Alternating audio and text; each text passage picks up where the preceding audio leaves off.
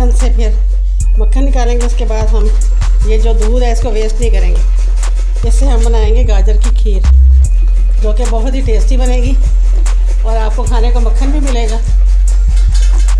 और बाद में इसमें दूध, खोया और चीज़ें, ड्राई फ्रूट वगैरह ऐड करेंगे। ये गाजरें रखी हैं गलने के लिए, ठीक है, और इस तरह दूध रखा है और इसका खोया बना के फिर हम उसमें डालेंगे। ये करता रहेगा, फिर जब ये बिल्कुल यकजान हो जाएगा फिर हम उसमें डालेंगे। और प्लीज़ गाइस, ये हमारा ये डिश तैयार हो रही है। अगर आपको अच्छी लगे तो प्लीज़ लाइक और शेयर ज़रूर कीजिएगा।